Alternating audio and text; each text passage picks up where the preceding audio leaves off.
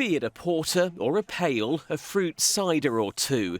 At a brew shop in Horam near Heathfield in East Sussex, Beverley Too Good has everything you could ever need to make the perfect pint. From barrels to bottles and so much more, demand for kit during lockdown has soared. It's been absolutely amazing. At one point in the last lockdown, our sales were up 5 times what we would normally expect them to be at this time of year.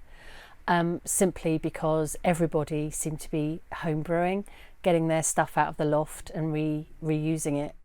And it's a trend which is taking over lofts, sheds and summer houses right across the region. One online retailer of homebrew equipment says sales increased by over 290% in October. It's thought we're giving it a go as more of us spend time at home and in the garden. And when it comes to what we're buying, well, starter kits, fermenting bins and thermometers are proving popular. And it's easy to catch that brewing bug, just ask Tony. My mum, Gillian, started off by making homemade wine, fruit wines. She bought some vines and grew them in the back garden, and her little hobby turned into a full business. He's now making wine alongside 8,000 litres of beer a week, but he's not taking all of the blame. Me and my dad did a little bit of home brewing and we just developed the brew side of things. We found a second-hand brew kit that we could afford, went and bought it, and January 2011 we started brewing, so we're coming up to our 10th anniversary very soon. An old timber building houses the brewery of the only English pub that brews its own beer. Britain's brewing history dates back centuries. In the 1880s, it was law to have a licence to produce it. Here, real hops join the barley and water. By the late 1970s, it's thought there were more than 2 million home brewers boiling and bottling across the UK.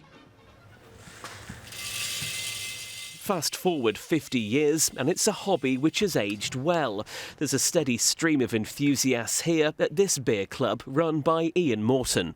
I think that temperature control and sanitation are very important. You can brew it at home in, a couple of saucepans and a demijohn. People are often really surprised that they make this product that is perfectly palatable and tastes very nice, and they've done it themselves. But the advice from health experts, of course, is everything in moderation. We always have to remember that drinking excessively is not a right way to deal with stress. There are other ways we can deal with stress in a healthy way.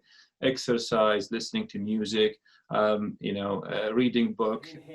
For the very best brews, you'll need patience in bucket loads to produce something drinkable. But it's the old mantra, good things come to those who wait. Matt Price, ITV News.